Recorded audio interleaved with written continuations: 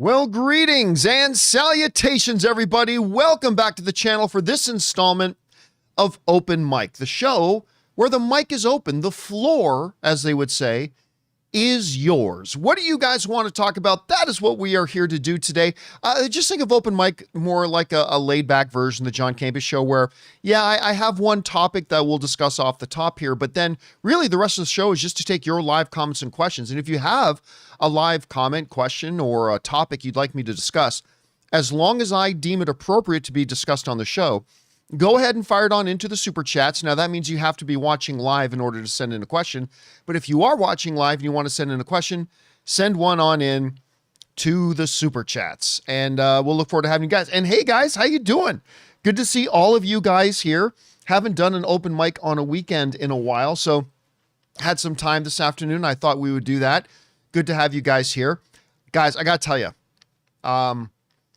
last night, you guys, I've been a fan of the comedian Nikki Glaser for a while. I mean, I would only ever see her on the celebrity roasts, but then she did the Tom Brady roast, which made her an international superstar. Like, she killed at that. And then she's been hosting the Golden Globes the last couple of years and doing a great job at it. And last night, she performed at a comedy club in Pasadena. And here's the best part, is one of my wife, Ann's, favorite comedians is Ron Funches. Now, if you guys watch Traitors, he's on the newest season of Traitors, but I mean, I most love him for doing the voice of King Shark in the Harley Quinn animated show, but he's fantastic. I love Ron Funches. So, and Ron Funches and Nikki Glaser were performing together on the same night. So we went out to Pasadena last night, and I got to tell you guys, Nikki Glaser killed it. So did Ron. Ron Funches was great, but Nikki Glaser absolutely killed it. And it was all new material, at least new to me. I'd never heard any of the jokes that she told before. And yeah, it was pretty fun. It was a great night. I had a good time. Anyway, guys, let's get on to why we're here. And you know, every time we do an open mic, I try to start things off with a topic. And somebody wrote into me the other day and asked a pretty interesting question. Because we all know that 2026 looks like it's poised to be a very big year. It's going to be the biggest box office year since the pandemic back in 2019. And a part of that huge year is a number of high-profile comic book films. But somebody asked me the other day, they said, given where the comic book genre is right now, and with how high-profile a number of the comic book titles that are coming out this year, could this year be a make or break year for the comic book genre? Now, at first, I kind of dismissed it. I thought, well, no, it's obviously, this is not a make or break year. But the more I thought about it, I still don't think 2026 is a make or break year, right? Because we still have Secret Wars coming, and that promises to be bigger than Doomsday. But I think it does make 2026 a more precarious year for comic book films than we've had in a while. And to understand why I'm saying that, let's set some context here, right? For a number of years, the comic book movie was king at the box office, thanks entirely to Marvel. Marvel, I mean, look, I love Man of Steel. I like almost every DCEU film except for the Harley Quinn movie, and except for Wonder Woman 1984, I liked every single DCEU movie. But let's call a spade a spade. The comic book genre was the biggest in the world for like well over a decade, not because of DC. It was because of Marvel. Marvel was doing all the lifting and all the carrying. So you had it, everything was going great, and then Endgame happened. And since Endgame, I think it's fair to say, no matter how good or bad you think Marvel is right now, I think what is a fair statement that all of us can agree on is that since Endgame to now has probably overall been the weakest part of the Marvel Cinematic Universe. Right? You may still think it's really good, or you may think it's terrible, but I think we all agree that the era of the MCU film since Endgame has not been as strong as since prior to Endgame, right? Like we can all agree on that, right? Like at least in that wording, we all agree. Making things even worse is the fact that DC has never really pulled its weight. I mean, Aquaman was $1 billion film. So, I mean, that was great. But the reality is that, you know, the DCEU as it was, it never completely won over the audience. It never won over the critics. I mean, there were a few films here and there that the critics really enjoyed. It certainly never won over the audience as a whole. I mean, I can't ever bring up Man of Steel without 50 people yelling, "Man of Steel sucks" at me. I mean, it is what it is. I mean, I love Man of Steel. A lot of people didn't like it, though. I got to be realistic about that. So, but you can also make the argument that since Endgame, we've never had another Avengers film. And this year in 2026, we have another Avengers film. On top of that, the DCEU went belly up. I mean, it probably should have gone belly up sooner. They should have cut bait on that sooner before they drove it completely into the ground, but they didn't. But the DCU is now restarted. And we have our first DCU film out, Superman, which was a rousing success. Ignore anybody out there who's trying to spin it in any other kind of way. Superman did exactly what it needed to do. It was profitable, which wasn't even all that important for it, to be honest with you. But it absolutely won over all the critics, and it won over all the audience. I mean, I can't remember the exact number, but if I go over to take a look at it now, let me see here. I think the critic score was at like 90%, or the audience score, I mean, for Superman was at like 90% or something. Yeah, there we go. Superman, 83% critic rating, which makes it higher than almost every of the DCEU films. And the audience rating was 90%, which is outstanding. But it's great to start off well. The question is, can you carry it through? Great. You had to come out. Superman was extremely important for them because it was their first film out of the gate, and they did it well. Fantastic. So here we are now in 2026. We have Marvel that's kind of on a little bit of shaky ground with big major films coming out this year. And we've got DC that has just relaunched successfully. But now the question is, was the first film a fluke, or can you actually build momentum and start building a catalog of quality films that the audience and the critics all like? Can you do that? And on that basis alone, the question of, is 2026 a make or break year for comic book films, is not actually all that ridiculous of a question. Again, I don't think it's necessarily make or break, but it's extremely vital. Because for DC, number one, we've never had both major comic book studios at the same time putting out consistently good product that the critics and the audiences all loved.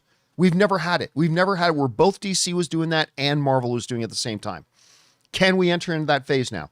On the DC side, was Superman a fluke, or can you follow that through with Supergirl and Clayface? On the Marvel side, okay, you've been hit and miss with some of these smaller projects like Secret Invasion, some of these smaller projects like Moon Knight, some of these smaller projects like Echo, whatever. That's all fine. Those things can come out and they can fail and it doesn't hurt you too much. But this year, you got a Spider-Man movie coming out and you've got an Avengers movie. So let's take a look at what we've got coming. Okay, let's start on the DC side. Supergirl, like Superman, nobody's expecting Supergirl to be $1 billion film, right? Nobody's expecting that at all, right? It's a derivative character of Superman. It's not nearly as important of a character as Superman, all that kind of stuff. So nobody's expecting Supergirl to make 800 million, 900 million. That's not the measuring stick. But what it absolutely has to do What there's no wiggle room on here is you've got to show that Superman wasn't a fluke. You have to show that you can now come out and not just put out one film that maybe you got lucky and it entertained the audiences and people liked it. Okay, that's great. But you've got to follow that up. You got to show that this is a pattern. You've now got to come out and show this is what DC is now. Consistent quality. That's what DC is now. I mean, yeah, you came out of the great gate strong with Superman. Good for you. I mean, and I'm not trying to downplay it. That's a big win. It was a big win. It was an important win. Good job. Yeah.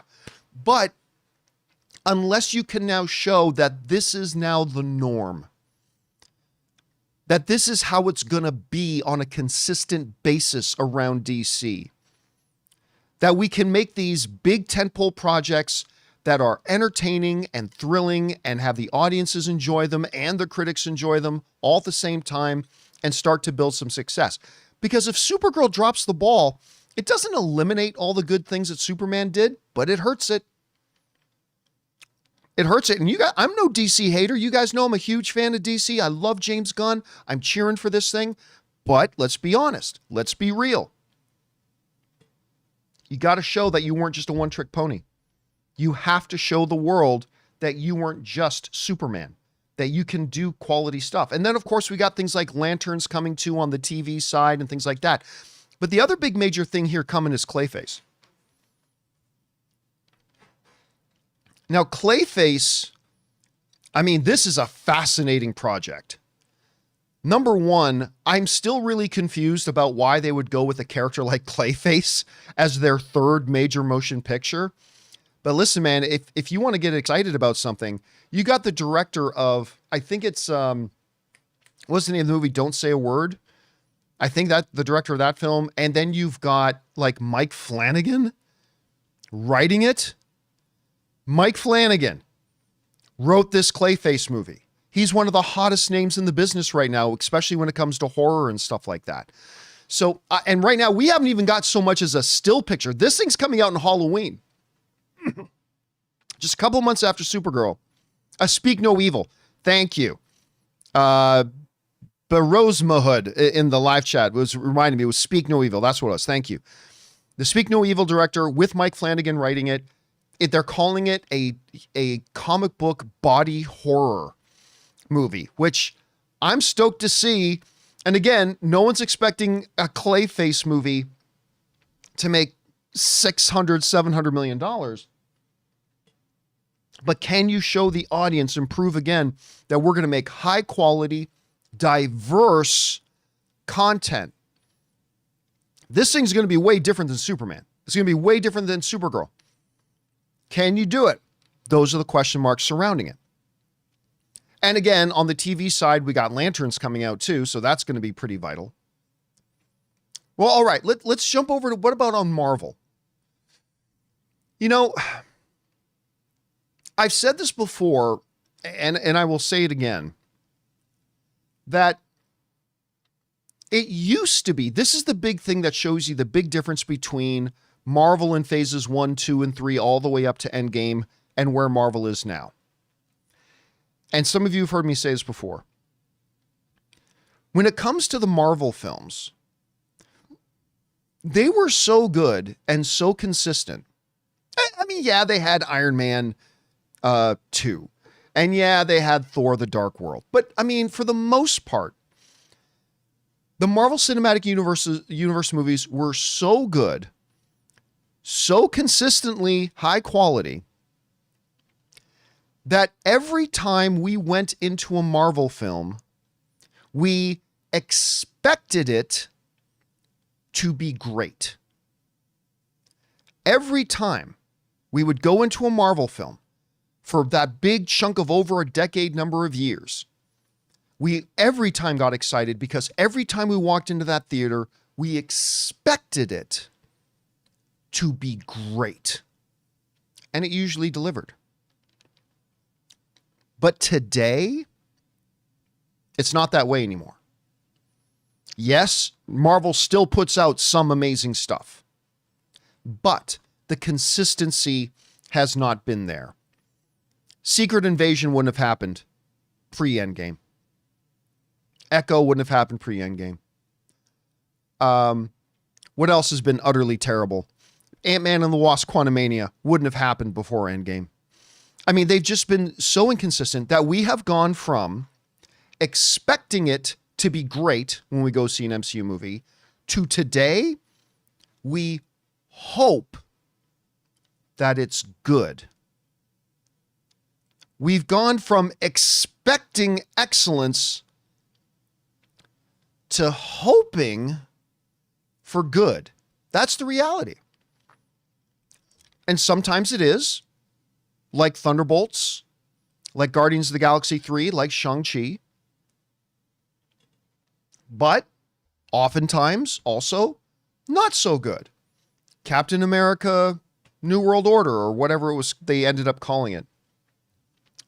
Ant-Man and the Wasp: Quantumania, so on and so forth. And that's reality. Okay. Well, Marvel has set itself up really well for 2026.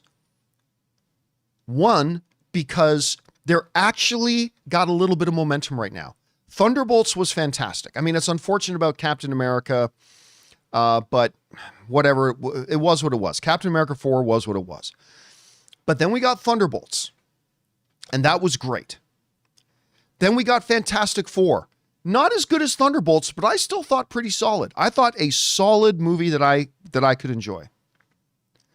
So you actually have a little bit of a winning streak right now for Marvel, right? You got 2 back-to-back movies that were actually pretty good, leading us into Spider-Man Brand New Day. Spider-Man Brand New Day.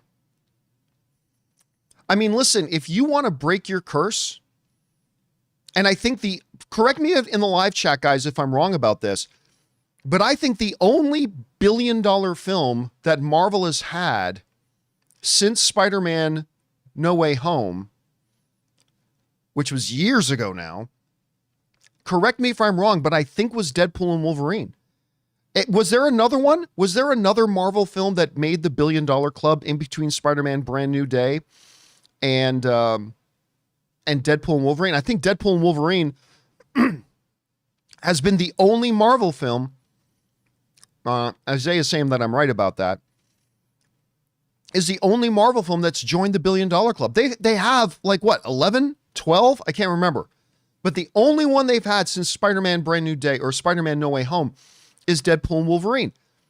They need to break that. Oh, actually, that's a really good point. Knight Rider is pointing out that Multiverse of Madness came close. Doctor Strange and the Multiverse of Madness came real close. It made $955 million. But again, didn't actually join the $1 billion club. So, if you're Marvel, this is great timing for you. Number one, because you got a little bit of positive momentum going, right? Like you had the big announcement at Comic-Con announcing Robert Downey Jr. was coming back. Everybody got excited. You've had positive films. I mean, again, it's too bad about Captain America because that could have made 3 in a row. But you had Thunderbolts and then Fantastic Four to build some positive momentum. And now your next one up is the biggest single franchise you've got, and that's Spider-Man. Outside of Avengers. I'm talking about single franchise. Spider-Man. The last one nearly made $2 billion. Nearly made $2 billion. Made 1.9 something. Now, I don't expect Spider-Man Brand New Day to make $2 billion, but here now you have your probably most beloved individual character with Spider-Man, who has delivered the most successful film you've had that wasn't called Avengers in Spider-Man No Way Home. And now you get to have this movie come out on the heels of 2 back-to-back enjoyed films in Thunderbolts and Fantastic Four. That's all great. The down part of that, though, the potential down part of that, is that what if this movie sucks? Because look, you can have Captain America 4 came out and wasn't very good. All right. But Captain America 4 didn't have a lot riding on it, right? I mean, it wasn't Steve Rogers. I mean, I love Anthony Mackie and I love his care. I love Sam Wilson in the movies, but let's be honest. Steve Rogers is Captain America. And so Captain America falling on its face, Captain America 4 falling on its face, it wasn't good for Marvel, but it's not like it did a lot of damage to Marvel. Totally different situation with Spider-Man Brand New Day. You do have a lot because the potential is so much higher. This has been a franchise for you. Spider-Man Homecoming, Spider-Man Far From Home, Spider-Man No Way Home. All big hits for you financially, critically, with the audience. Now you're coming into 2026. This is the movie that's going to be setting up. Well, not necessarily setting up, but that's teeing things up for Avengers Doomsday. If this movie falls on its face like Captain America 4 did, not good. Like, far more damaging than Captain America 4 not working. Far more damaging than, you know what? I like Doctor Strange in the Multiverse of Madness. It wasn't as good as the first Doctor Strange, but far more damaging than Ant-Man and the Wasp: Quantumania falling on its face. So this movie offers you a lot of potential and a lot of hope for really getting everything back on track because it's Spider-Man. It's going to be big. Everybody loves it. You deliver a hit with this. Critics love it. Audiences love it. Man, Marvel is back in business. But this movie falls on its face. And it's going to do a lot more damage than Ant-Man and the Wasp: Quantumania falling on its face. It's going to do more damage than Captain America falling on its face. Because everybody, I think, is going into Spider-Man Brand New Day expecting it to be great. People aren't going into Spider-Man Brand New Day hoping that it's good, and therefore if it disappoints, oh well, it disappointed, but we were just hoping it would be good. People are going into Spider-Man Brand New Day expecting it to be great. So they've got to deliver. And then, of course, comes the showstopper, the main event. The reigning, defending all-time comic book movie champions return. The Avengers are back. In December, we got Avengers Doomsday. And this is it, man. This is the 12th round. Or in a better combat sport, MMA, it's the 5th championship round, man. 5th round. Avengers Doomsday, because it carries that name Avengers on it, it carries with it. I want to make sure we don't like super overstate things, but will any of you disagree with me about this? Tell me if you disagree. Avengers Doomsday literally carries with it a magic reset button. Like, it's an Avengers movie. If this movie comes out, let's go on the positive side for a second. If this movie comes out and absolutely crushes it, the audiences love it, the critics go crazy for it, and it makes, the most money any Marvel film has made in years, 1.7, 2.1 billion dollars, whatever. Because it's an Avengers movie, I swear to God, it carries with it the ability to be a magic reset button. It's like, yeah, all the crap we've been through, the Hawkeyes, the Echoes, the Secret Invasions, the Quantum Manias, the Captain America 4s, and whatever else you want to throw in there, all forgiven. Like that. Forgotten and forgiven just like that. Because it's an Avengers film. It's an Avengers film. And oh my God, let's imagine, again, let's be positive first. Let's look at the positive for a second. You've got positive momentum with Thunderbolts and Fantastic Four, and then you go in and Daniel Cretton crushes it. Don't forget, guys, the director of Shang-Chi, which was fantastic, and the new Wonder Man, which was fantastic. He's directing Spider-Man Brand New Day. So let's say you get this positive momentum from Thunderbolts and Fantastic Four, and Spider-Man crushes it, and then you go into Doomsday and you crush that. I'm telling you guys, the fandom is going to be, what, 2020 to 2025? What happened? We don't remember that. It's all good. Everything's good. They'll forget everything bad. And it'll be a total magic reset button, and we will be right back to the enthusiasm levels, the passion levels, and we will be back to expecting it to be great. We'll be right back there. The last 6 years that we've had of up and down, hit and miss, inconsistency, some things great, some things terrible, forgotten, forgiven, let's move on. That's where we'll be. If Spider-Man and Avengers Doomsday can do that, that's where we'll be. 100% we will. Now imagine talking about the grander scope of comic book films. Imagine for a second that Supergirl is great. And I think we're all expecting Clayface to be great because Mike Flanagan wrote it. So of course it's going to be great. Well, so now we've got DC on a roll. And then with Spider-Man and Avengers, we've got Marvel right back in the game.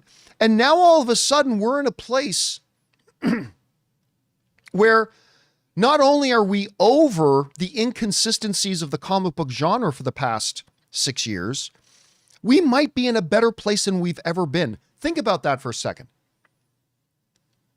We would literally have a winning streak, consistent quality DC universe and a Marvel Cinematic Universe right back to its glory. That is something that we've never had running at the same time. It is conceivable that by the end of 2026, this year, we could be in the best place we've ever been in as comic book movie fans. All right, that's the positive. But with every upside, there is downside. And the downside, I mean, the upside, of course, is Spider-Man kills it and Avengers kills it and everybody's holding hands and singing Kumbaya and it's the greatest time ever and all that kind of stuff. Okay, yeah. But the opposite side of the coin carries as much weight. If they blow Avengers Doomsday, I mean, if they blow it, now look, you guys, I know this. You guys know that I know the story of Avengers Doomsday. I know what happens in the movie. And I'm excited about it. It's amazing.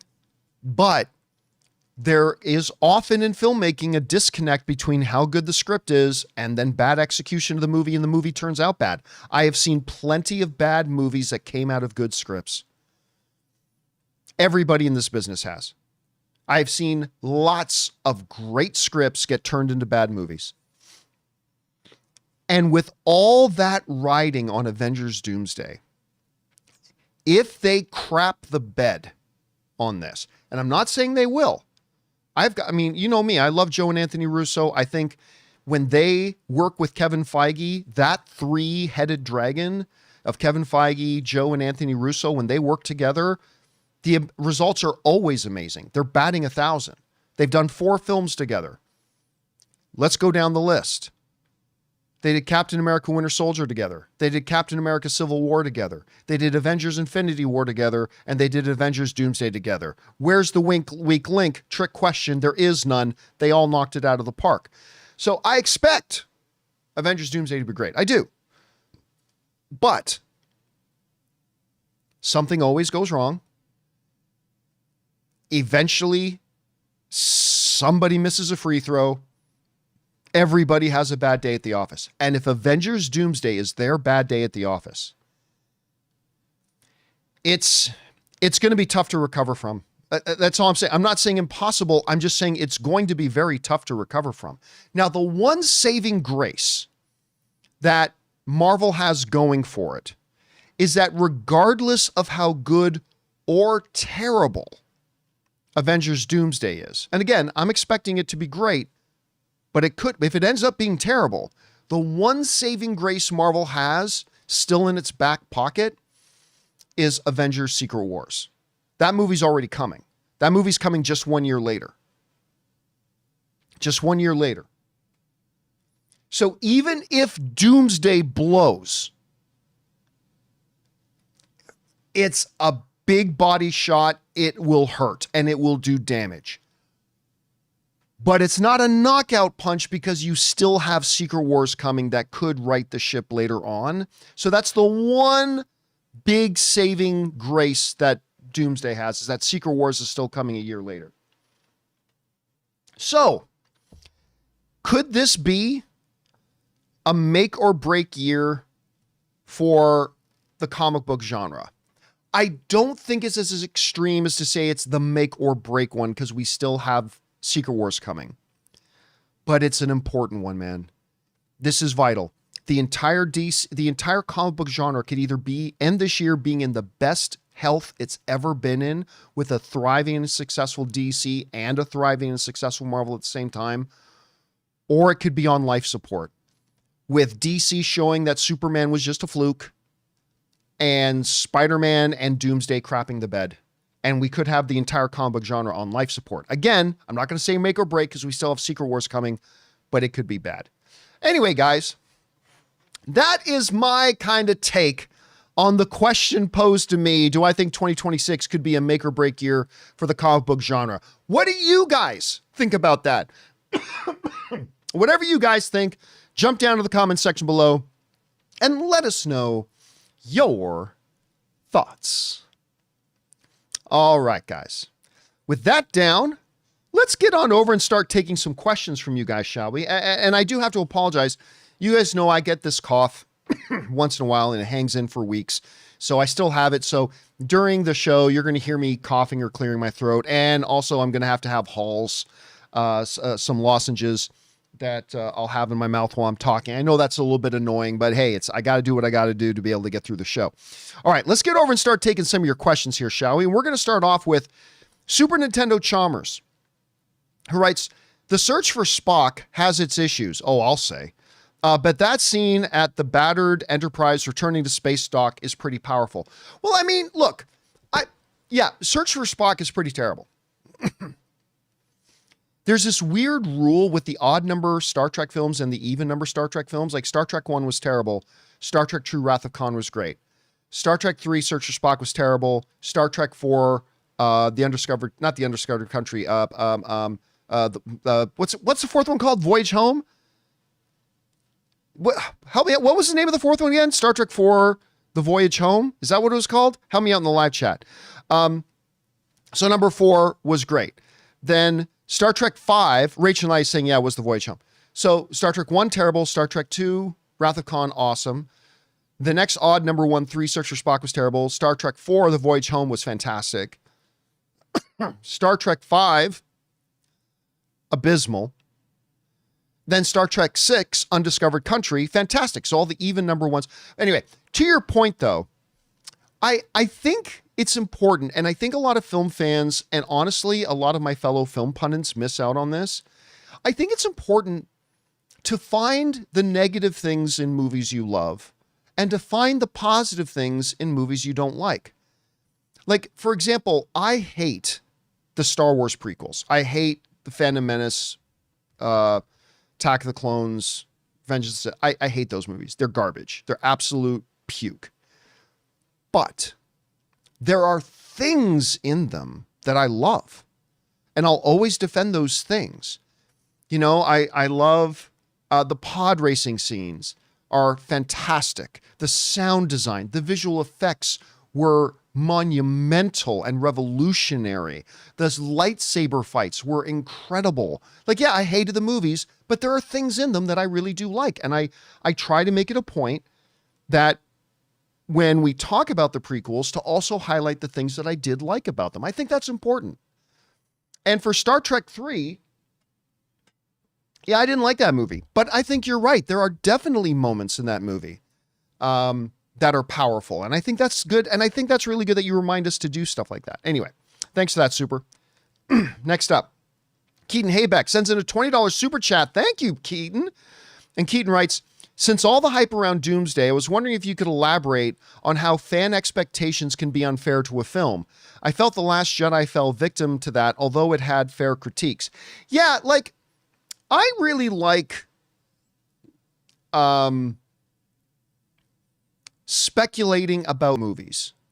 I love speculating about them, right? That's what we as film fans do. We speculate about the movies coming out that we're excited about, and we speculate about them. And I think that's not only fun, but I think it's an important part of fandom, right? It's why we gather around the water coolers and talk about movies.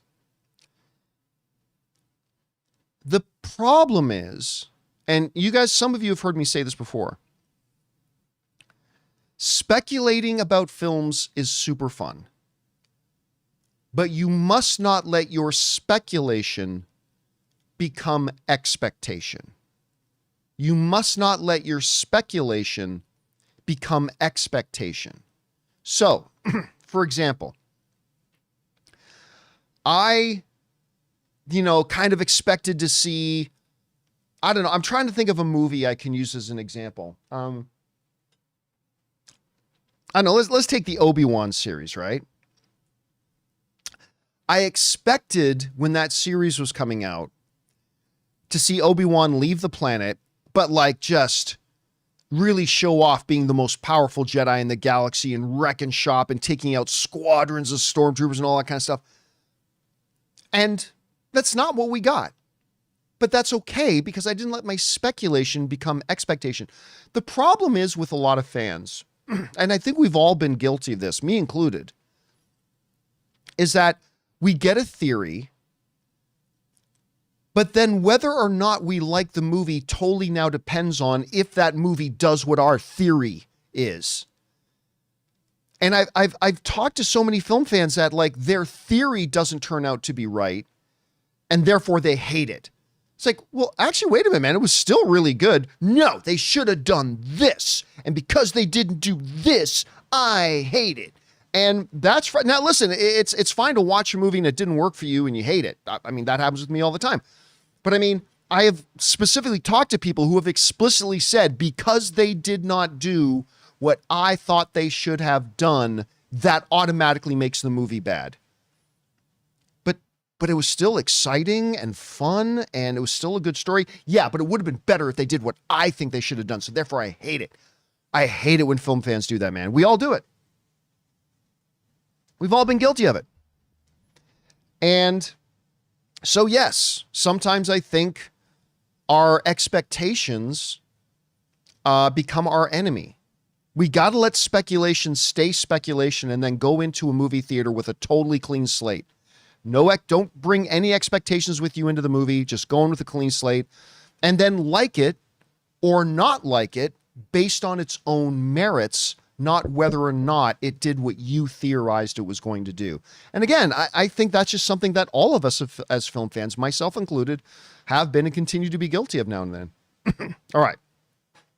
Jadovan writes, if Doomsday delivers, will the narrative in Avengers movie needing buildup go away? No. First of all, one of the debates Rob and I often have had over the last few years, we'll go see, say, something like Ant-Man and the Wasp: Quantumania.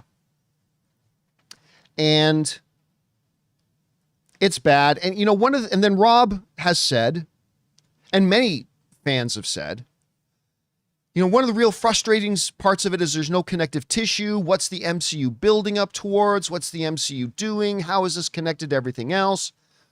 And I understand that. And I don't necessarily disagree.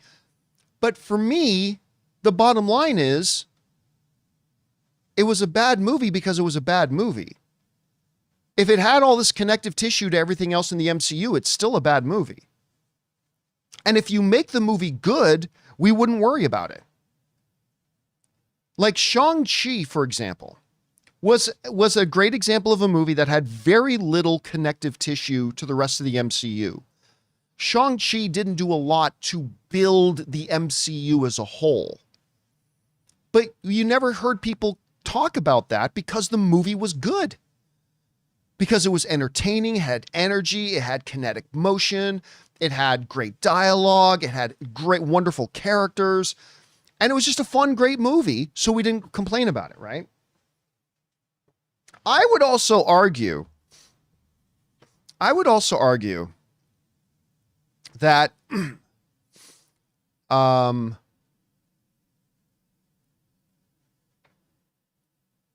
they're doing a lot of buildup, not narrative buildup. But I don't know if Marvel's ever had more buildup to a movie than Avengers Doomsday. It literally started years ago when they brought out Robert Downey Jr. on stage. And they've been building it ever since. A year before the movie comes out, they're dropping these little teasers of Steve Rogers and Thor and the Wakandans and the X-Men, and then they had the ridiculous chair watch, and then whatever else they've got planned. Now, while that is not narrative buildup, man, I think there's an argument to be made that they are doing more buildup for this movie than any other film they've ever had. Like any other film they've ever had. And again, I think there's an argument to be made that Shang-Chi was like the best film they've done since Endgame, or at least in the top 2 or 3 of the best films they've done since Endgame. And again, that had no connective tissue. It didn't do anything else. It just was a good movie. And I don't think people are going into Doomsday worrying about how much it was narratively built up, and they're just really looking forward to seeing a kick-ass movie, and hopefully that'll do it. All right. Next up, we've got Jadovin again writes, how the hell is Belichick not in the Hall of Fame? Honestly, the Hall of Fame has no more credibility to me anymore. The fact that you don't put a 8-time Super Bowl champion coach, was it 7 or 8? 7 or 8. Because remember, he won one as a coordinator, rather as a head coach. The fact that he wasn't a first ballot Hall of Famer, it completely delegitimizes the Hall of Fame to me. So that's just that. It's just ridiculous. All right.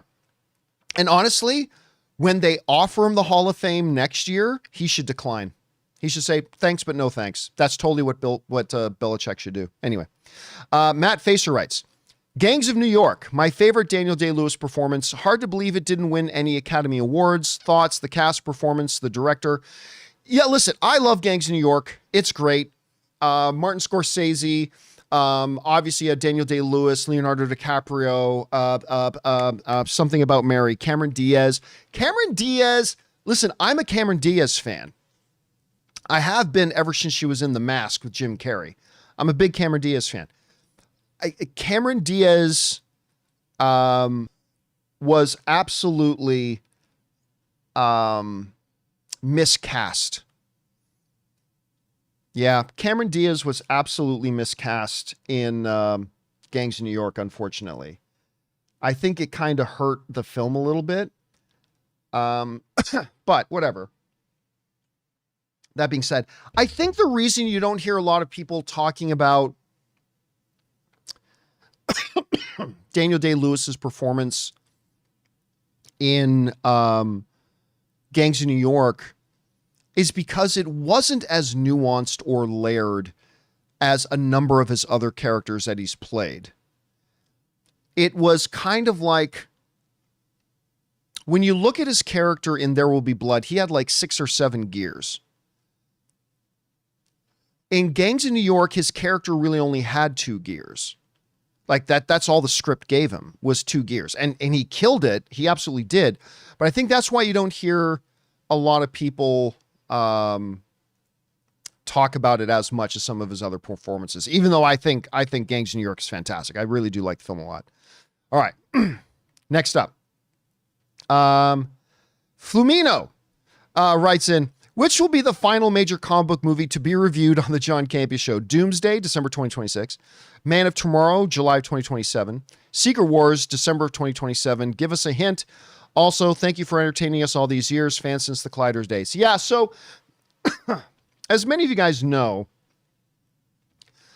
for about 2 years, my plan was to retire somewhere between the launch of the new Superman movie and the end of 2025. Somewhere in that like 6 or 7 month window was when I was going to retire. But in early 2025, you guys will remember, two things happened. One, we signed a very lucrative new sponsorship deal with an agency that brings us all of our sponsors and has paid us very well. So we signed a new, very lucrative sponsorship deal. And on top of that, one of the main reasons I wanted to retire is so I could start traveling around more, like go up to Canada more, visit different places, all that kind of stuff. And I bought my camper van.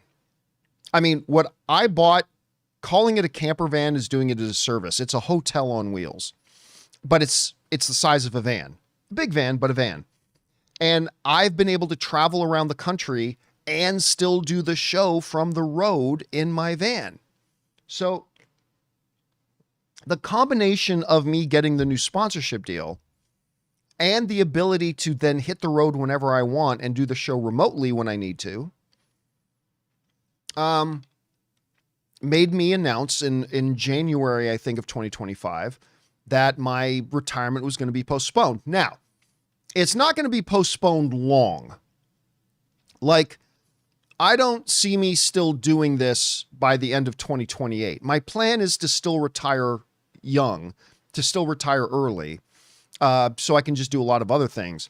But I no longer face the immediacy that I was really wanting to retire because, you know, I just wanted to get on with doing some other stuff. But now I've been able to do that other stuff at the same time. So yeah, I'm still going to do this for a couple years. So my guess would be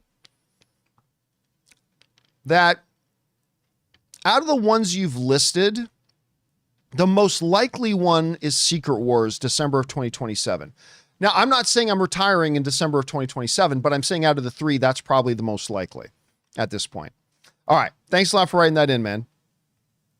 All right. Next up, we've got Risky Pins, who writes, "Hello, John. It's been a while since I watched a show." Oh, well, nice to have you back, Risky.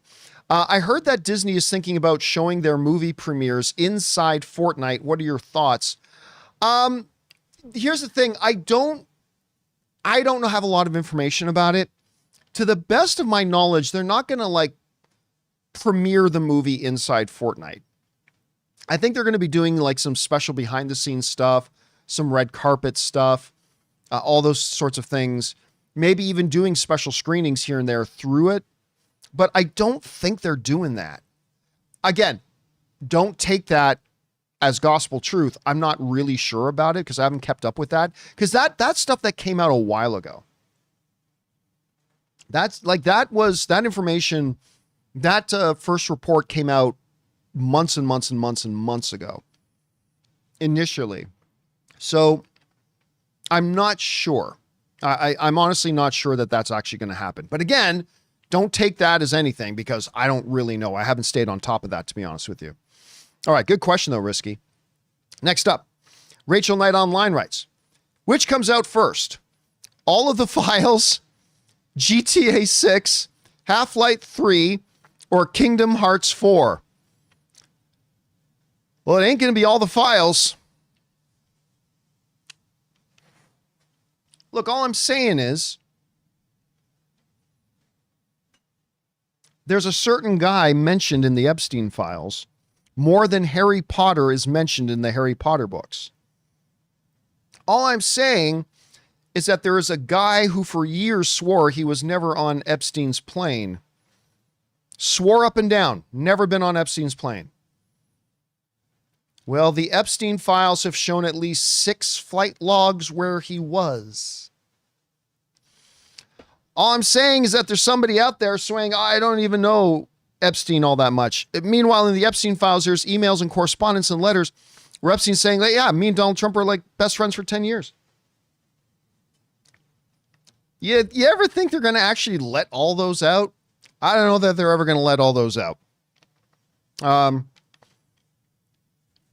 Look, and I'm not saying anything that's not just black and white fact. I'm not giving you any opinion. I'm just stating what is actual fact. Those are facts. Those are 100% facts. Go look it up. They're facts. You do with that what you want. But yeah, I don't think that's the thing that's going to come out first. I don't think they're ever going to let, I don't think they're going to let all of them come out. I just don't see it happening. Yeah. Anyway. All right. Next up, Riza writes, my favorite show on Hulu is finally back, The Artful Dodger. You know, I've never watched it, and I really don't know much about it either. It's a sequel series to Oliver Twist and follows Dodger making a name for himself as a doctor and trying to leave his life of crime behind. I know nothing about it. And you know what, Riza, you are the first person to ever actually bring it up on the show. Honestly, I think you're the first person to ever bring it up. So, you know, I will keep now. Thank you for putting it on my radar. I will keep my eye open for it. All right, guys, listen, we still have more questions to go, but just, you know, I am turning off the super chats. Okay. We got plenty of super chats. I only meant for today's show to go like an hour. We're clearly going to go over an hour. So I'm going to turn off the super chats. We still have a bunch of them to get through. But before we go through all the rest of the super chats that we've had come in already, we're going to take a second and pay some of the bills around here. Remember, I told you we had a sponsorship deal. And we're going to take a second and thank the sponsor of today's episode, our friends, I love these guys, over at Mando. We want to take a second to thank the sponsor of today's video, Mando. Hey guys, I may be married now, but I remember the whole checklist we'd all go through before a first date, right? Fresh haircut, clean car, maybe you're replaying a conversation in your head like, don't screw this up. But the one thing that is absolutely non-negotiable, deodorant. And that's why for a while now, I've been using Mando. What I love most is how confident it makes me feel knowing odor is just handled, like not masked, handled. Mando is a whole body deodorant, so you can use it anywhere. Pits, feet, thighs, wherever you need it. And yeah, that peace of mind is real. My personal favorite is the solid stick. It's super easy to use, goes on clean, and it just works all day. It's created by a doctor, and it's clinically proven to control odor for up to 72 hours, which is wild. Some guys try to cover odor with scent. Mando men get the job done right. Don't mask it, Mando it. You can find Mando at major retailers, but for the best deal, head to shopmando.com. For limited time, new customers get 20% off site-wide plus free shipping when you use my code Campea at shopmando.com. That's shopmando.com, code Campea. Support the show and check them out. Mando's got you covered. And thank you to our friends at Mando for sponsoring today's episode of Open Mic. All right, guys, with that down, let's get back over to your questions here, shall we? We're going to pick things up here with, we left off with Riza, and now we are at Matan, who writes, do you think the unions will try to make podcast deals and terms this year as Netflix and others use the format to make non-union talk shows? You know, that's something that's come up before. I really don't see how you can. I don't. Now, it depends on if they can establish some parameters about what is the difference between a talk show and a podcast, right? Some people have made the argument that the John Campea show is a talk show.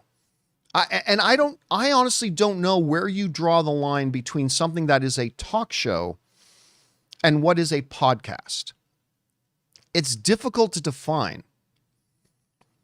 And without any such definitions, it's going to be really hard for the unions to try to get podcasts, because it's not just Netflix, it's other bodies as well that are trying to use podcasting more as programming.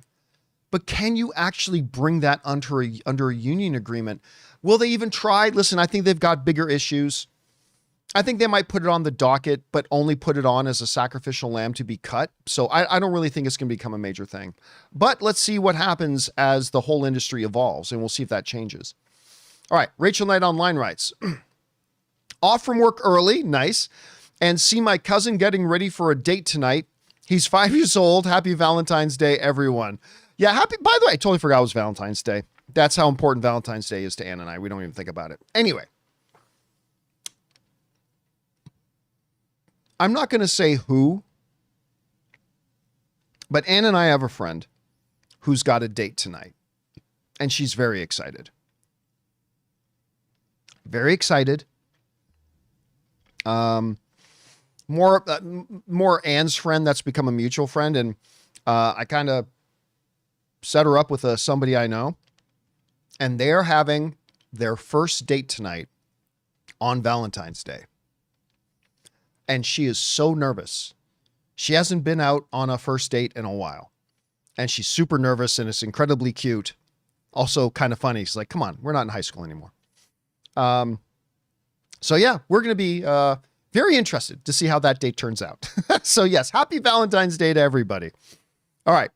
Mr. Hank Dunn writes, what's more likely, the 90-day window coming back or the 45-day window shortening? I don't think the 90-day window is ever coming back. It should. They should bring back the 90-day window. That made movies and movie going and the movie industry more profitable. And in today's era of streaming, if the movie industry is more profitable, it will in turn make the streaming industry more profitable. But these studios can't just cut off their noses to spite their face. It's not going to happen. It's not going to happen. It's like wishing that rotary phones would come back. It's just not going to happen. So since one is an impossibility, no, don't get me wrong. There will always be the odd movie that comes out that's a big hit and the studio will just leave it in theaters and leave it in theaters and leave it in theaters. Top Gun Maverick, for example. Yeah, but for there to be an industry standard of a 90-day window again, it's not going to happen. It should. It would be the smart thing for them to do. But these movie executives aren't smart people. Well, they are. But in this, they're like I said, they cut off their noses to spite their face. So it's just not going to happen, unfortunately. Good question, Hank. Next up, Richard Lay writes, hey, John, realistically, DC Studios won't have a billion-dollar film until the Batman Part 2, World's Finest and DC Justice League movie properly made. Thoughts? Yeah, I don't think that's a big stretch. I mean, look, DC has clearly made the strategic decision to build on a foundation of quality and of improved reputation. Because the DCEU's quality went off the cliff and their reputation became burned. Like the movie audiences just didn't believe in the DCEU anymore. They stopped going to their movies altogether. Instead of thinking like, let's just come out and try to make billion-dollar film after billion-dollar film, what James Gunn and Peter Safran have decided to do is to build a foundation of quality movies that build the reputation of DC amongst the movie fan base, and then go from there. Because if you wanted to come out of the gate with billion-dollar films, you wouldn't be doing a Supergirl movie right now, and you wouldn't be doing a Clayface movie right now. Their strategy is to build quality, build a foundation of trust with the audience, and then go from there. So, and they're having success. Remember, you can have success without having billion-dollar films. But yeah, I think you're right. I don't think it's realistic to think we're going to get a billion-dollar DC film until we get to the bigger tentpole stuff.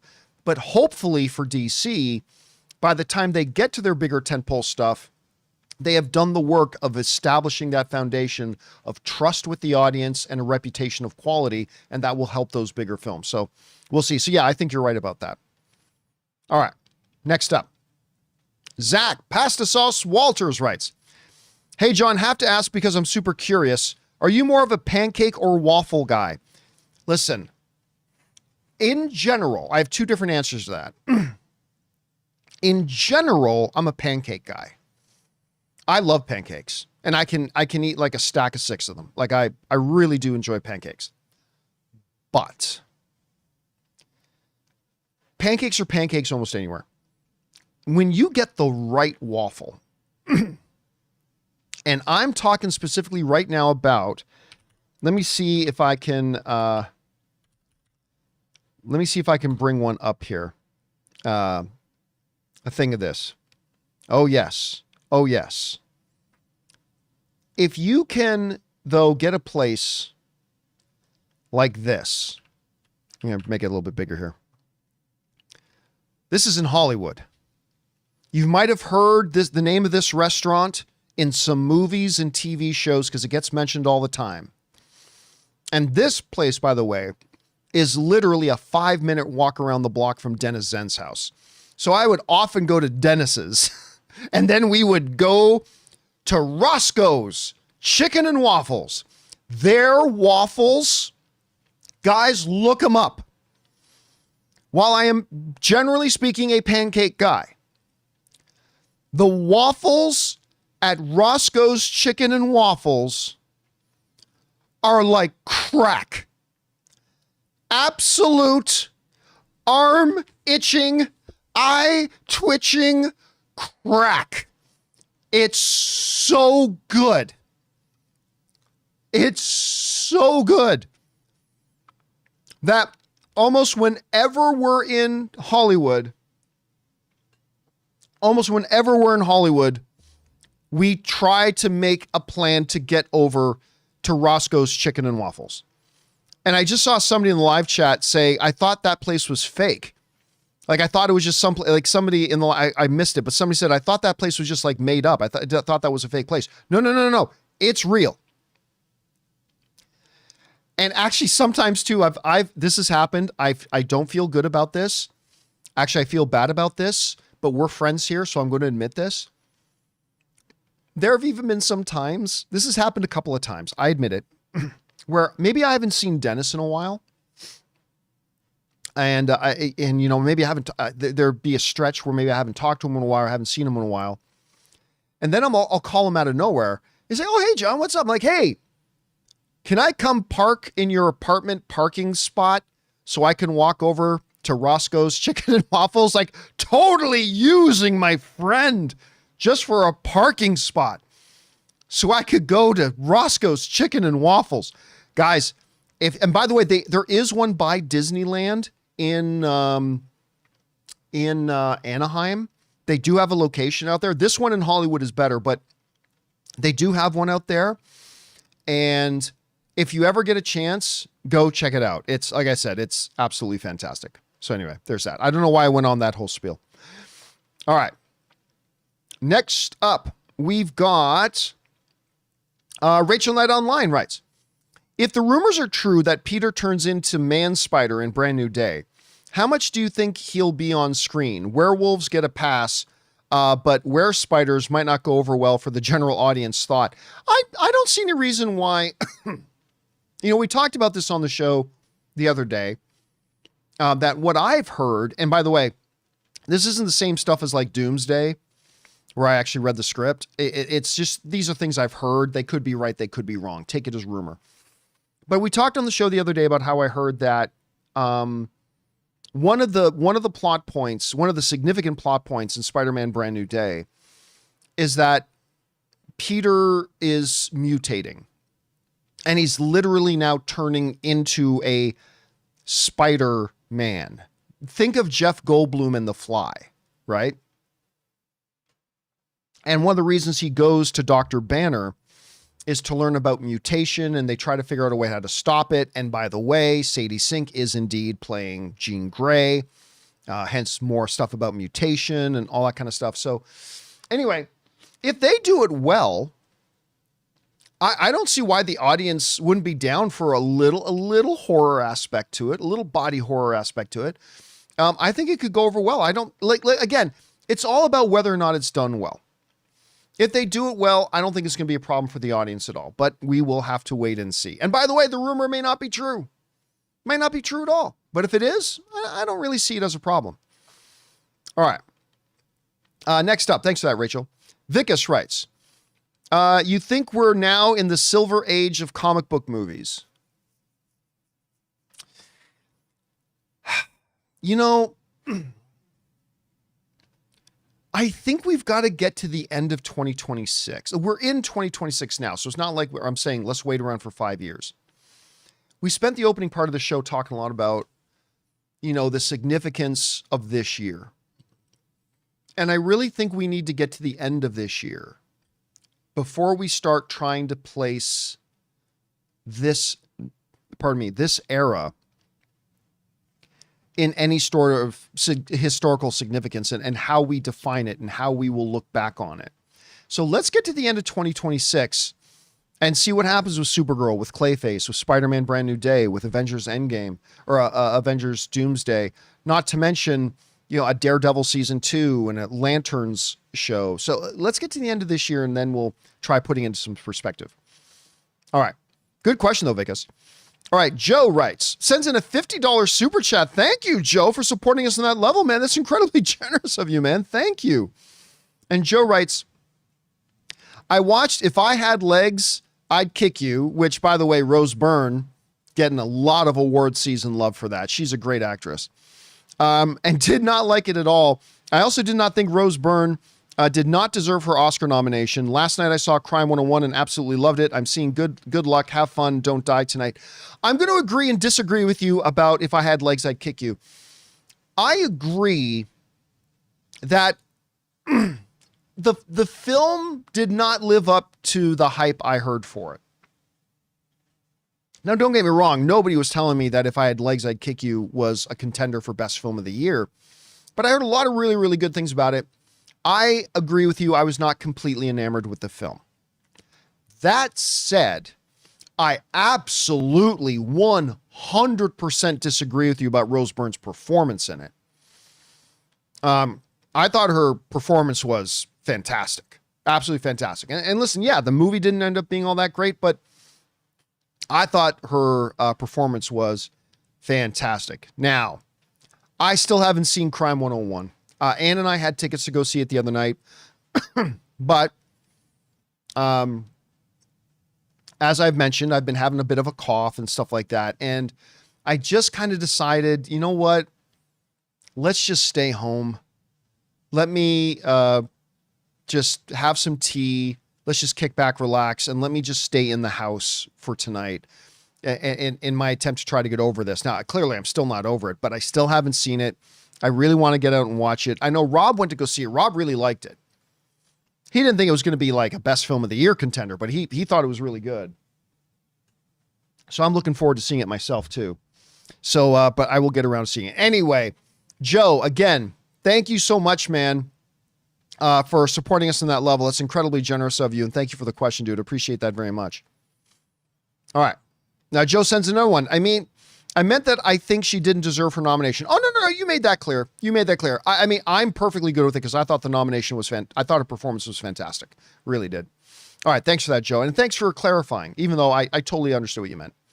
All right. Richard Lai writes in again and writes, while Aquaman is the biggest, highest grossing DC film, I think it will be dethroned in 2027 with the Batman Part 2 and DCEU Justice League movie in 2030 to 2031. Well, I absolutely believe the Justice League movie will dethrone it. For sure. Batman 2, I'm not so sure about. Because, now granted, I think Aquaman only barely crawled over the billion mark. Hold a second. Let me just pull it up to make sure. So Aquaman, the 2018 version, made 1.15. Whereas the Batman, I think, made 700 and something. Let me pull up the exact number. So Aquaman made 1.15. The Batman made 770. So you're talking about, man, you're talking about the Batman 2 needing to make more than around $400 to $500 million more than the first one did.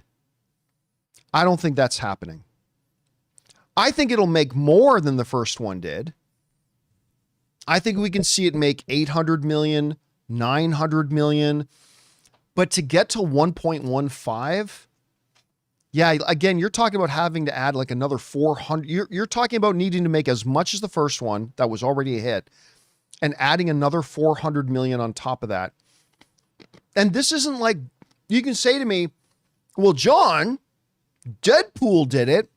Yeah, but Deadpool had some major changes. It was in the MCU now. which everybody was super excited about. Ryan Reynolds had become a much bigger star by that point.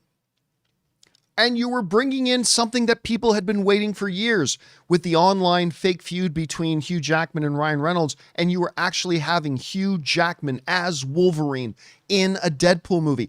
These are all major, major, major things. So yes, Deadpool 2 was able to go from almost 800 million to 1.3 billion, but there were some significant things that happened that was a part of it. The Batman 2, which I cannot wait for, like I'm very excited about. I love the first Batman. It was a little bit too long, but other than that, I loved it. I thought it was great, and I cannot wait to see the second one. But it does not have any of those, you know, major tectonic shifts. Like Batman is not, this Robert Pattinson Batman is now not all of a sudden in the DCEU, because he's not.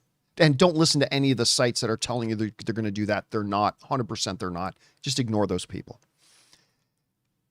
It's not like a portal is going to open up. They've announced in the Batman 2, a portal opens up and Ben Affleck's Batman comes into his world, and now two Batman Squared. That's going to be the name of the movie, Batman Squared. It's going to be Robert Pattinson's Batman and Ben Affleck's Batman, and that's not happening. I mean, it's just none of those things. So I do think the Batman 2 can build on the success of the first Batman, but to think it's going to add an additional 400 million, I just don't see it. I think its absolute dream goal would be $1 billion, but adding another 150 million on top of even that, I hope you're right. I hope you're right and I'm wrong. But again, I just don't see that happening, because again, trying to compare it to the Deadpool situation, Deadpool had no less than 3 major changes that happened that built up to it having its success and then exceeding it. I don't see that happening with the Batman, but who knows? We'll see. I hope you're right. All right. Next up, Vicus writes, DCEU, 10 years, 2013 to 2026, 8 out of 16 fresh Rotten Tomato. That's a terrible record. Terrible record. Including Peacemaker, but not Zack Snyder's Justice League. Emmy, Oscar, and Grammys. Yeah, but those were all for technical things. None of those really counted worth anything. Happy Valentine's to you and Ann. Yeah, look, again, I am a fan. I'm one of the only. I'm a true fan of the DCEU. I liked every single movie they did except for Wonder Woman 84 and The Birds of Prey and the Fabulous Emancipation of One Harley Quinn. Those are the only 2 movies I didn't like. I gave positive to glowing reviews. Go back and look for every other DCEU film that came out. I even liked the theatrical version of Justice League. Yeah, I thought the HBO version was an improvement, but that's just me making the point. I liked all of them. I liked everything the DCEU did, but I was alone. I mean, not literally alone, but a lot of people felt differently. A lot of people didn't even like their greatest masterpiece, my boy Henry, in Man of Steel, the most underrated comic book film of all time, and easily the crown jewel of the DCEU. But even a lot of people didn't like that. Even a lot of people didn't like that. And only having 8 out of 16 be positively rated, that's not good, man. That's not good. And the box office results just kept dropping and dropping and dropping and dropping and dropping to the point that one of them didn't even make $200 million. It was just a mess. It was an ugly time in movie history that I think a lot of people are going to try to forget. All right. Abraham writes, double feature Crime 101 with Good Luck, Have Fun, Don't Die today. Can't wait. You know, I was really interested in seeing Good Luck, Have Fun, Don't Die. And then I had Sean Chandler. You guys remember a couple weeks ago, I had Sean Chandler do a little guest spot.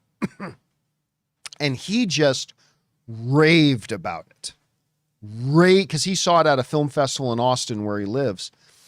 And he absolutely raved about it. So I've been very anxious to see it. Again, I just haven't had a chance to get out and see it yet. All right, Rachel Knight writes, DCEU were Kirkland brand superhero movies. Well, I mean, come on. Look, I don't care what he says. I like Batman versus Superman Dawn of Justice. I mean, I get it. Is she with you? I thought she was with you. Do, do, do, do, do, do. Like, I get it. I get it. I don't care. I don't care. I still really like Batman versus Superman. Okay? I did. Sue me. And obviously Man of Steel, and I like Justice League, and I love the first Aquaman, and I mean, not so much the second Aquaman, but love the first Wonder Woman movie. I love the first Shazam movie. I did. I don't care what it is. By the way, I even like Blue Beetle. I thought Blue Beetle was a good movie. It deserved way better. It flopped, but it deserved way better. I thought it was a good film, man. Anyway, but not everybody agrees with me, and that's okay. I accept that. All right. Next up, Isaac Martinez writes, hey, John, you ever saw 3 movies in one day at the theater? Yes. I did yesterday with Scarlet, Send Help, and Solo Mio. I got tired at the end. It's long. Yeah. I even remember once I did it was one of those MCU marathons. I can't remember which one it was specifically. And listen, you know me, there's no place I love more than the movie theater. I mean, that's it. The movie theater to me is my happy place. That is just the place that I've said this before, and guys, I'm not even joking. It's absolutely true. Every day that I wake up, that I know I'm going to the movies that day, I'm going to the theater that day, makes the whole day good for me. I love it. I love waking up on days that I know I'm going to the movie theater tonight.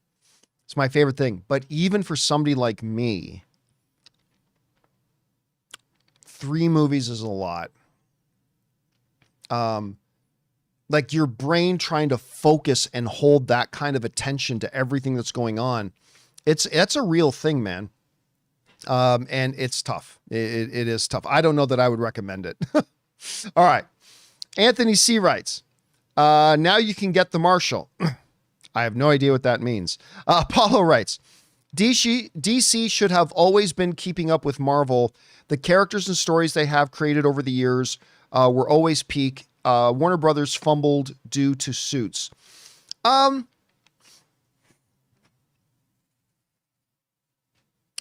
There's a couple of things wrong with your statement.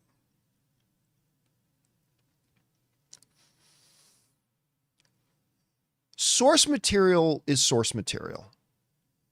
Does it help to have good source material? Yes. But just because you have good source material doesn't mean you can just translate that into a good movie. And that leads us into the biggest fallacy that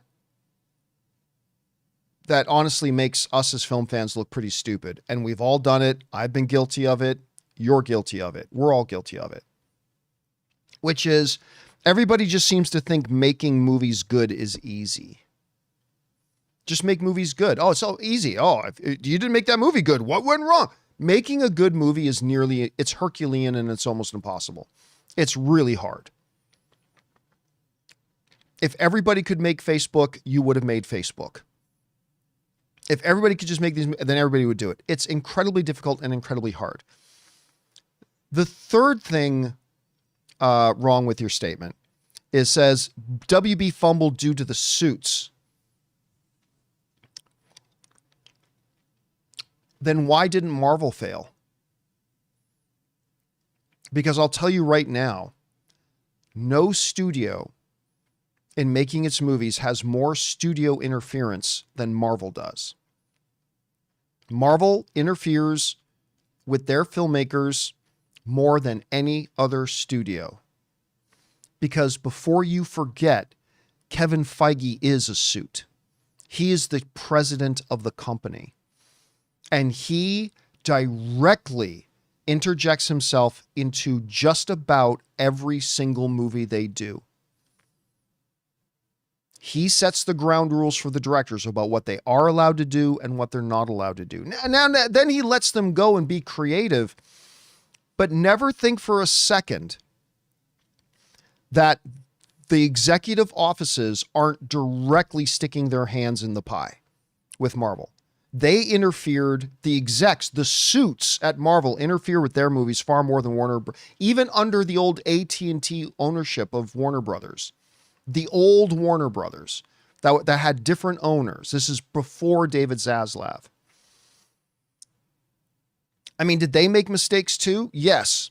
But don't think for a second, like you're just objectively wrong if you think that they interfered more than Marvel interferes with its filmmakers. They do. They do. The difference is it worked. When Marvel did it, it worked. When Marvel does it, it works. When it works, we ignore it.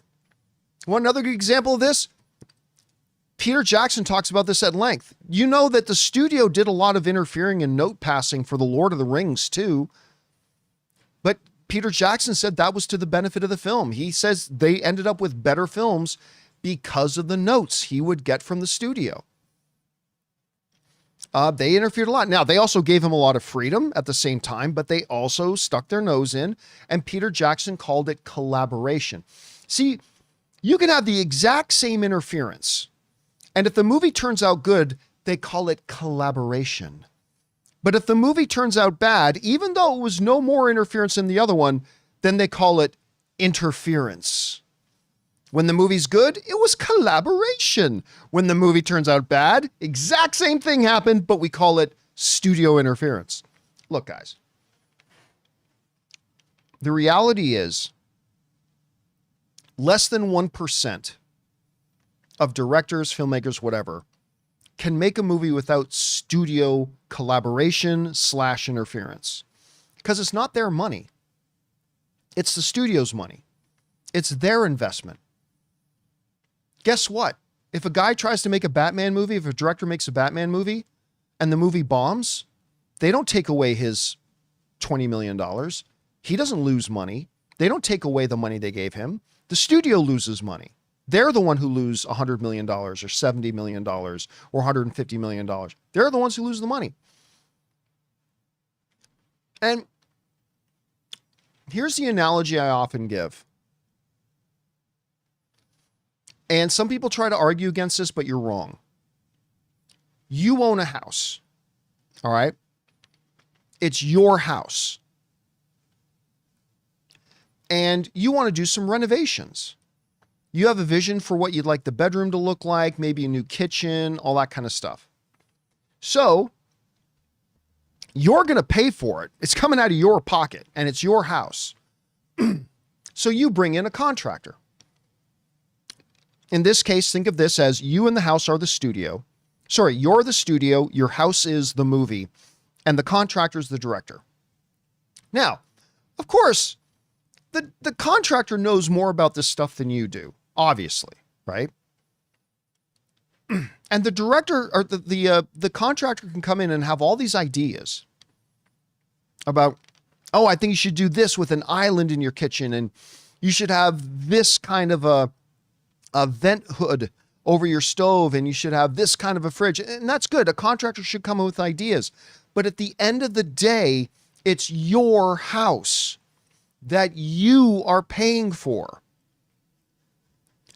And so if you don't like the color that the contractor is painting the cabinets, if you don't like the stone that the contractor is using to make the island, if you don't like the chandelier that the contractor wants to put in the hallway, are you supposed to just shut up and let the contractor express his creative vision? Or are you going to step in and say, hey, I get it, you're the contractor, but I want this? And what would you do? You know what I would do if a contractor then said to me, well, I'm the contractor. Don't interfere. Don't interfere with my process, with my creative vision. Don't interfere. Just let me cook. I'm going to say, fuck you. I'll tell you what, contractor, you want to paint the cabinets blue? Great. You pay for it. You pay for my renovation. Well, no. I don't want to pay for it. Then shut your mouth and paint my cabinets the color I want them, because it's my fucking house and it's my fucking money. And you would do the same. You would do the same. Now, somebody just brought up a really good point in the live chat, and let me tell you why it works with my analogy. Derek Large just said, unless the contractor is Steven Spielberg. Okay, listen. Time out. Listen. If my contractors for my house were, say, Chip and Joanna Gaines, let's say they were the contractors for my house. For those you don't know, that's Chip and Joanna Gaines. They do this show called Fixer Upper. They're legendary and they do great stuff. Ann and I watch them do these home renovations and home designs. And even when they do stuff that make me go, that sounds weird, when they do it and they make it, it's immaculate and it's gorgeous. Yes. If Chip and Joanna Gaines were my contractors, I'd probably give them the benefit of the doubt. If Steven Spielberg was my movie, remember I said there's still about 1% of directors. Steven Spielberg, Christopher Nolan, Denis Villeneuve, and I think the list ends there. When you get, like Chuck Allstar says, best of the best, yeah, that might change the conversation a bit. But for 99% of other contractors, for 99% of other filmmakers, it's your movie, it's your money. You are going to want to have some say in what happens, because if the movie flops, you're the one who loses money, not the director. So look, you might live in some fairy tale land where the way movies get made is studios just sign a big check to a director and say, go do whatever you want, and you just bring us the finished movie when it's done. That is never how films have been made. Less than 1% of the time. Less than 1% of the time. Your favorite movies, I guarantee you had some studio interference. I guarantee it. But as somebody else in the live chat pointed out, there's good notes and there's bad notes. There's good collaboration interference and there's bad collaboration interference. But at the end of the day, it's the filmmaker's job, every filmmaker's job, to have a clear understanding what the studio wants before they start making the movie, what their vision is, how to make those two things work together, and then to make the movie, making sure that it incorporates the elements that the studio wants and make a great movie out of that. At the end of the day, it's still the director's responsibility. That's why, and I know I've been going off on this a lot, but I love Sam Raimi. One of my favorite, I never talk about what it is too much. I don't think I have, but anyway, one of my favorite pieces of movie memorabilia that I own was personally given to me by Sam Raimi. I love the guy. I think he's great. And I love his movies. But whenever Spider-Man 3 comes up,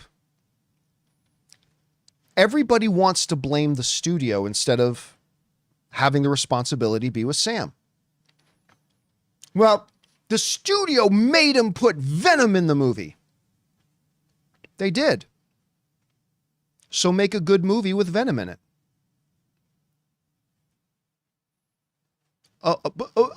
No.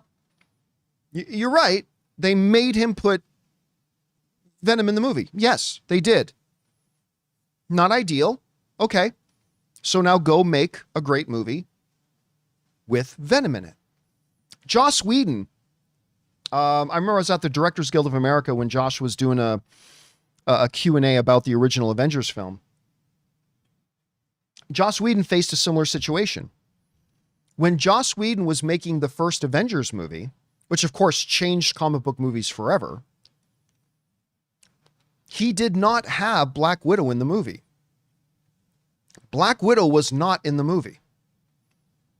In Joss Whedon's own words, his Avengers script was very waspy, very waspy. Of course, Wasp was one of the original members of the Avengers. Didn't come along in the MCU until a little bit later, but Joss Whedon's Avengers had a big piece of that movie was going to be Wasp, and did not have Scarlett Johansson, did not have Black Widow. Studio came along and said, we're not really feeling the Wasp thing. We want Scarlett Johansson and we want Black Widow to be a featured part of this movie. We want her to have a big featured part in this movie. So you know what Joss Whedon did? He put in Black Widow and made a great movie with Black Widow in it. Maybe, in my opinion, still the best, I think the best comic book movie ever made is that first Avengers movie.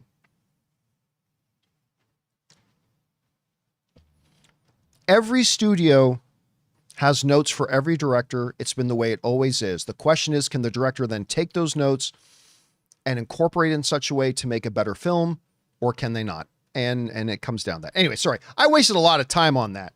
Sorry about that, guys. I go off on these tangents. Forgive me. I apologize. Anyway, let's keep going. Next up, John Redcorn writes, if Spider-Man Noir is a hit, I hope Sony gives us more TV or more spin-offs of other Spider-Verse characters. This is what they should have done all along. Nonsense. Nonsense. We're only saying that because Madam Web sucked. We're only saying that because Morbius sucked. We're only saying that because Kraven sucked. But guess what? They didn't suck because it was Madam Web. It didn't suck because it was Morbius. It certainly didn't suck because it was Kraven. You could have made great movies out of Madam Web. You could have made a great movie out of Morbius, and you absolutely could have made a great movie out of Kraven.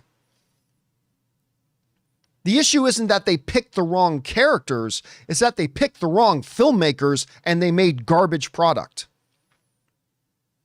And if you had the same filmmaking team making Spider-Man Noir or Penny Parker or Peter Porker or any of the other characters from Spider-Man Into the Spider-Verse, it would have turned out just as crap. The problem wasn't the characters they picked. The problem was the filmmaking teams they picked, which ended up producing garbage films. That's the problem. And if instead of Madam Web, Morbius, and Kraven, they had done Penny Parker, Peter Porker, and Peter Ben Parker, whatever Spider-Man Noir's real name is, they would have ended up crappy too. They would have ended up crappy too. Now, new team, new writers, new producers, new directors. Let's hope Spider-Man Noir turns out great. But if it does, it's going to be because they have new writers, new producers, new directors. It's not going to be because they picked Spider-Man Noir. Anyway, that's just kind of my take on it. Anyway, I appreciate you writing that in, John Redcorn. All right, next up. Anthony C. writes, to me, with how Sam has been written, he'd be the first to want Steve back. I'm not one, but a lot think Steve's return undermines Sam's arc. I don't agree at all. Sam's identity is not the Shield. That's not Sam's identity. It's also not Steve Rogers' identity. But we're talking about Sam. Sam Wilson, I contend, is a great character in the MCU. I've always loved him. Right from that first scene that we're introduced to him in Winter Soldier, the On Your Left scene as he meets Sam in the park, and then you find out what he does, and he helps veterans, and he's just got a great moral code, very similar to Steve's. He's a fabulous character. But his character's identity is not based on that shield. It's not based on it. And so I think if Steve comes back and he's Captain America again and whatever, that's just the next stage of Sam's character's journey. It doesn't undermine it. It doesn't worsen it. It doesn't improve it. It just represents the next step in his character's journey. Whether that next step is going this way or whether that next step is going this way. He's a great character regardless, being played by a world-class actor with Anthony Mackie. But Steve coming back, if Steve coming back undermines his character's journey, then his character's journey was pretty weak and fragile. And I don't think Sam's character's journey has been weak or fragile. I think, again, Steve coming back, it just represents the next step in Sam's character's journey. Not a bad one, just the next one. Anyway, that's my opinion at any rate. All right. Next up. Apollo writes, with the leaks, Brand New Day may be a hit. Well, I mean, come on. There was never any question that Brand New Day was going to be a hit. How good of a film it is, well, who knows? But I don't think anybody anywhere doubts that Spider-Man Brand New Day was going to be a hit. All right. Carlos writes, one of my favorite character growth moments in the MCU is when Doctor Strange bows to Wong at the end of Multiverse of Madness. I don't really think that was much of a character growth moment, to be honest with you. I think Steven, right from the first Doctor Strange movie, has had a great relationship with Wong. He loves Wong. They have a great relationship. I don't know that really represented anything. I think that was more of a really nice courtesy. I don't think it was a character growth moment. You might be right. I mean, if we talk to Sam Raimi later or Benedict Cumberbatch later, maybe they'll say that was that. But I just saw it more as a really nice moment rather than a character growth event. But again, you might be right about that. All right. Thanks for sending that thought in, Carlos. Next up, Bry Guy writes, while I'm hyped for Doomsday, Lanterns is still a close second. Have you heard any whispers on an official release date or trailer date at least? I have not, but I am. Look, we just talked a lot about Supergirl and Clayface because those are the movies. Those are more important. But if I'm being honest with you, Lanterns is my most anticipated DC thing coming out this year. Like, again, I'm very excited for Supergirl. I am. I'm really, really interested in Clayface. Absolutely, I am. But I'd be lying to you if I didn't tell you that Lanterns is the one that I really got my eye on. So yeah. But as far as when we're going to get a trailer or what the release date, I have heard nothing yet. Absolutely nothing. So like, and somebody's saying, you think they'll release some stuff at Cineacon? Maybe they show some Lantern stuff in theaters? No, absolutely not. Cineacon is not about TV shows. Cineacon is about movies going in movie theaters. Cineacon is a convention run for and by movie theater owners. They're not going in there to promote television stuff. So no, there will be absolutely zero promotion of Lanterns at Cineacon. The movie theaters aren't there to promote any streaming service. All right. Next up. Stefan writes, No Way Home post-credit scene was the trailer for Multiverse of Madness. What if Spider-Man Brand New Day post-credit scene is the Doomsday trailer? Somebody asked a question similar to that. I'm not quite sure what it is you're asking. I don't think that's the case. I don't think that's the case.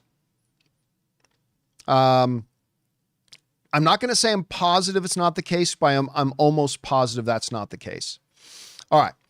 Next up, Arjun writes, Captain America trilogy versus Dark Knight thoughts. Captain America. I've said this all the time. Out of the 6 films, the best one is one of the Batman films. It's The Dark Knight. The Dark Knight is the best film out of the 6. But as a collection, I think the Captain America trilogy is slightly better overall. Because I'm really not a fan of The Dark Knight Returns, to be honest with you. I don't hate it. Don't misinterpret me. I don't hate The Dark Knight Returns, but or The Dark Knight Rises, whatever it was called.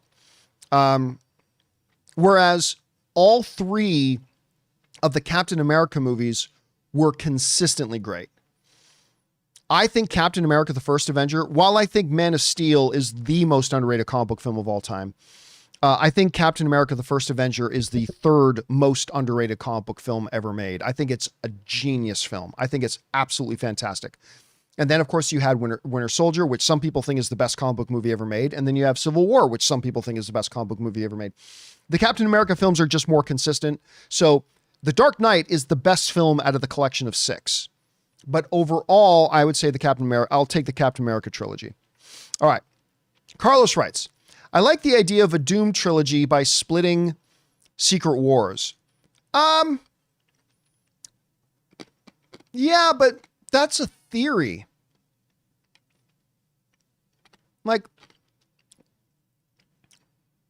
The Hobbit taught us that just because you can split something doesn't necessarily mean it's a good idea to split something. The Hobbit should have been one movie. The Hobbit also would have been much, much better as 2 films instead of as 3. I'm just saying, I'm not saying it's going to turn out the way The Hobbit did, but The Hobbit teaches us that just because you can split something into multiple movies doesn't necessarily mean you should. And maybe they will with Secret Wars. But you know what? If you know the story of Secret Wars, not Time Runs Out, but Secret Wars. If you know the story of Secret Wars, it really doesn't need to be 2 films. I mean, I'm sure there's a way to do it as 2 films and do it well. I'm sure there is. But if you actually really look at the story of Secret Wars, it doesn't really need to be 2 movies. So look, if they split it into 2 films, fine. I'll give them the benefit of the doubt. Great. But just in theory, splitting it just for the sake of splitting it, just to stretch it out and elongate it, The Hobbit did that, and the effects weren't all that great. So I don't know. We'll see. I'm open-minded. Let's just say that. I'm open-minded. I don't feel the need for them to split it in 2, but if they do, I'm totally open to it. And, we'll just see where it goes. All right. Next up, Jake Clark writes, thoughts on the Burb show and Fallout Season 2. Haven't started watching Season 2 yet, which is really unfortunate because I love Season 1. And I've not started watching the Burbs yet. But we are. Ann and I have the Burbs on our thing. Love Kiki Palmer. Want to watch it, but I haven't watched it yet. All right. Carlos writes, F1 was snubbed for best cinematography and score. I don't know that I agree. I think certainly not for score. It was good. It was good. I don't think it got snubbed for an Academy Award nomination though. And the cinematography, I would have had no complaints had it gotten nominated for cinematography. Wouldn't have had any complaints if they did. Like, I would have been totally good with that. But I'm also totally good that it didn't. Because, I mean, a lot of the cinematography was just the copy and paste stuff they did with Top Gun Maverick. It was literally just putting a lot of cameras in the cockpits. And we've seen that before. Again, I would have been totally okay if it got nominated. But I also have no problem that it didn't. So, but I did predict it would get nominated for Best Picture. The week before the announcements came out, I predicted F1 would get nominated for Best Picture. People thought I was crazy, and it got nominated for Best Picture, and I'm super glad it did. I thought it deserved that nomination. All right. Next up, Steve O'Reilly writes, what would you give to Warner Brothers moving Dune from December? Oh, what percentage chance would you give Warner Brothers moving Dune from December? Honestly, less than 5%. Less than 5%. Why would they move it? Why would they move it? When they dated it, they knew an Avengers movie was coming out. They already knew it. Now, granted, they had to move the release date of Dune 2, but that was because of a little thing called the writers and actors strikes. They knew exactly what they were doing when they dated this thing for December, and they've already started jumping on board this whole Doomsday thing. So what information does Warner Brothers have right now that they did not have 3 months ago that would cause them to move the release date? I'm asking the question. What information does Warner Brothers have now that they didn't already have 3 months ago that would make them want to change release dates out of December? I'll wait. I'll spoil. I'll give you the answer. None. There is no new information that they didn't have 3 months ago, 4 months ago, 5 months ago. There's no information they have today that they didn't already have back then. And yet they planted it and have started promoting it coming out in December 17th. They're not moving it. I mean, look, nothing's impossible. They're not moving it. If another writer strike hits or an actor strike hits, okay, well, if they don't have their actors available to go out and promote the movie, yeah, well, then maybe they'll move the date. But unless something cataclysmic happens, there is no reason for them to move it at this point. Because again, there is nothing that they don't know now that they didn't also know 4 months ago, and yet they've kept the release date. They're not moving it. Again, I'll say less than 5%. I won't say absolute zero because stranger things have happened, but I will say less than a 5% that they're moving. I think they're doing this Doomsday thing. I would have thought it was insane a year ago, but it looks like they're doing it. All right. Thanks for that, Steve. Next up. Kara sends in a $50 super chat. Thank you, Kara, so much for supporting us on that level. That's incredibly generous of you. What does Kara have to say? Kara writes, John, have you ever heard of the YouTube account Closed on Sunday? I have not, which is perfectly fine. I'm sure they've never heard of me either. That has a lo-fi Star Wars music. They even have a constant live stream playing all their lo-fi Star Wars music that is very calming and great for background use at home when trying to relax. I actually am one of those guys that I will do that. If I'm working on stuff around the house, I will pop on some lo-fi YouTube channels that just, I mean, obviously most of it's probably just AI generated stuff. I get it, but it's nice for background noise and whatever. I have not heard of this one, but since you went through all that trouble to put it on my radar, I will go and check it out at some point. Thank you for that, Kara. I appreciate that. And again, Kara, thank you for supporting our channel on that level. All right. Last question, because I had turned off super chats about an hour ago. Last question comes in. Is Strange now corrupted by the Darkhold? I don't know. Like the last time we saw Strange, he had the little third eye poppy, right? But what was that actually saying? I don't know. And especially if you know the story of Secret Wars and Doctor Strange's role in Secret Wars, it's going to be really interesting to see how they tie all that together. Or even if they give Doctor Strange the same role in the movie as he had in the comic book story. I don't know. We'll see. But I don't know what they're saying with that right now. I mean, it could be, could not be. We'll just have to see the next time we pick up with Stephen Strange. All right. Guys, that's all the time I was going to do, but you know what I'm going to do? I'm going to take a few more questions from you guys in the live chat. If you look what I just put in the live chat, in all capital letters, question, : if you have a question for me in the live chat, go ahead and fire one in. I am not going to read all of them. I'm just going to handpick and cherry pick a couple out. Just so you know, don't get mad if I don't pick your question. And don't copy and paste your question in 100 times. That's a guaranteed way I will avoid your question.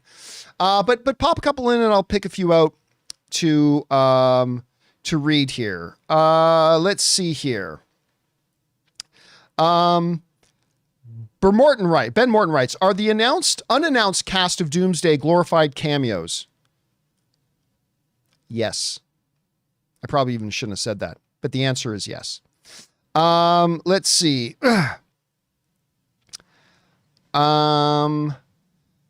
Somebody keeps, guys, again, if you just copy and paste your question in, that's a guaranteed way I'm not going to answer it. So somebody just keeps copying and pasting their own question in again. All right. All right. Charlie Fix, I like that name, writes, Question, any hopes in DC having different tones under Gunn? Oh, absolutely. Like, we're about to get one. Well, first of all, we're about to get a couple. We're about to get Lanterns, which is going to be way different than Superman. And we're getting Clayface, which is going to be way different than Supergirl or Superman. So we're absolutely going to get, and James Gunn has spent a lot of time like saying that explicitly as well. All right. The MBT writes, what movie do you hope has a full screening at Cineacon this year? All right.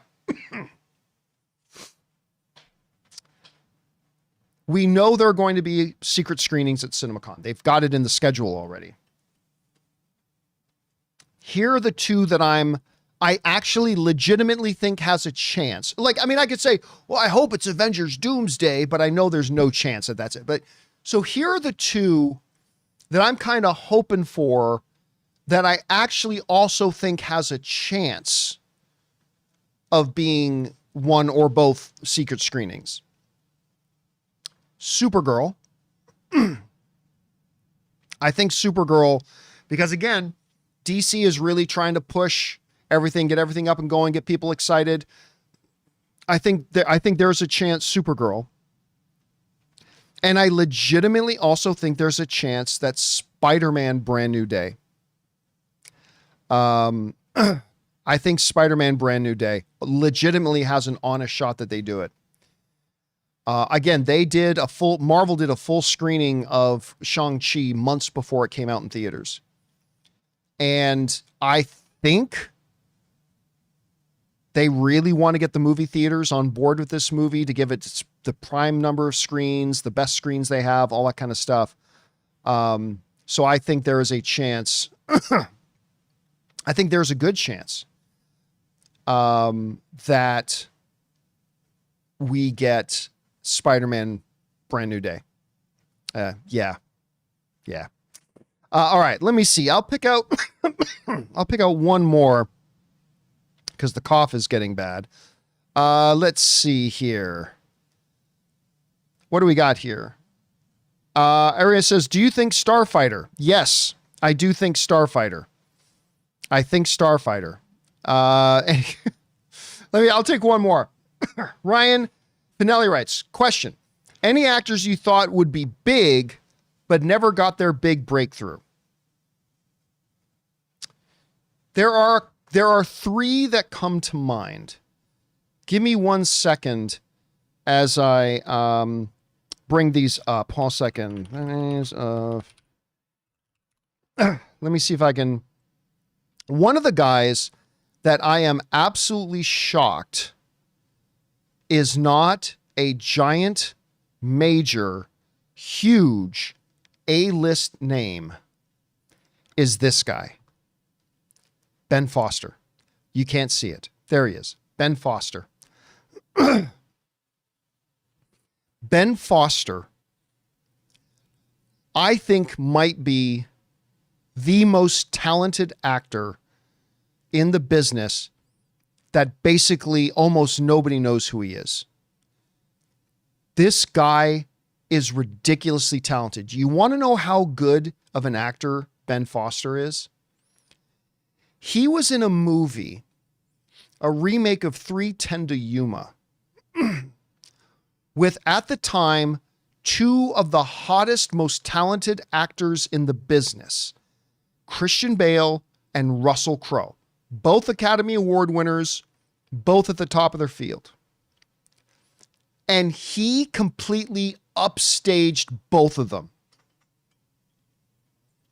He completely upstaged both of them in that movie. It was just, but every time he appears in anything, he steals the show. So yeah, he is one of the big ones. The other one I will give is, here we go. The other guy I want to mention, Taylor Kitsch. Taylor Kitsch is just, he's A-list talent.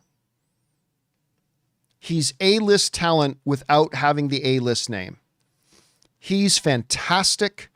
I love him in everything I see him in. He does nothing but deliver time after time after time, including John Carter, which somebody in the live chat just kind of said John Carter kind of derailed him a little bit. It did, which is too bad because John Carter was a good movie and it flopped.